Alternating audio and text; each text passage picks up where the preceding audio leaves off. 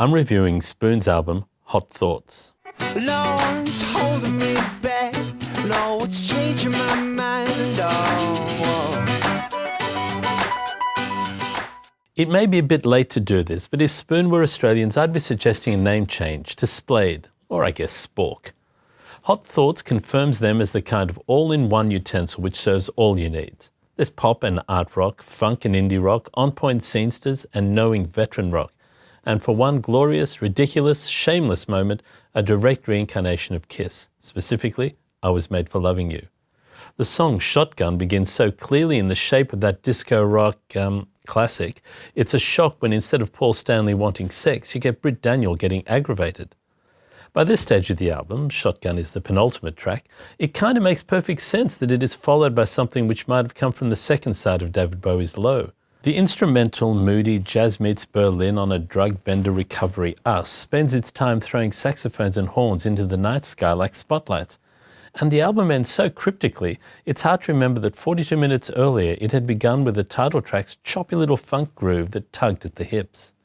Often enough, just when you think Hot Thoughts is going all out to dance or to disturb, it deviates from agitated post-punk to orbital-like trance, from 80s white boy funk to 90s indie rock vagueness. If there is a fault here for Spoon, it is that as interesting as all these moves are, not a lot engages the heart as well as the brain.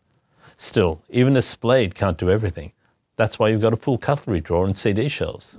Stick a fork in it and it's done. Anybody? Anybody? Does anyone have any hot thoughts about it? That's it. Like Dave Fridman produced this, and I think you can hear his little touches over there. He co-produced it with the band. But it makes me want to dance like Elaine Bennis, this album. All like jerky and funky. But it does, it makes me want to That's how I dance all the time. I mean, you're a bit of a sensitive Simon, aren't you? I mean, there's no heart. Oh, Diddums. try listening to Milky Chance for the week. There's no heart because there's It's not Britt about Daniels heart. is just like a sexy dude that just knows how to it's about being sexy and cool. but not like offensively sexy or overtly sexual. Just he's just Brit. Effortlessly cool is perfect though, because that's the problem, I think. And if there is a problem, and I like this, but I think that is one of the flaws, that they are so cool that sometimes they spend a little too much time admiring their coolness and not actually connecting. But the cool is so cool that it's enjoyable, and to make some of the decisions they've made on this record, to go with Kiss, knowing that it sounds like Kiss, and then to go from that beginning where you expect Paul Stanley to go, yeah, and instead Britt Daniel ends up saying, you're the one who brought the shotgun. You're the one who brought the shotgun to this argument, essentially. You know what, though? I do feel like I was at a serious disadvantage this week because I listened to Milky Chance. Everything after that was like Bach.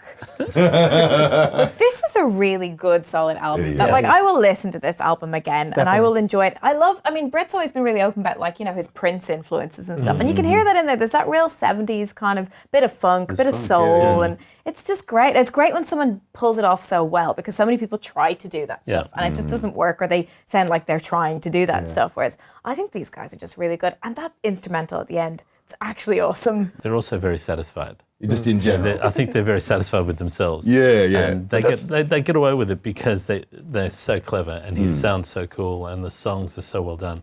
But gee, there is a touch of the get your hands off it occasionally. But you know, I don't dislike that in a good record. And any album that has like a saxophone orchestra at the end of it is it's going to be all right.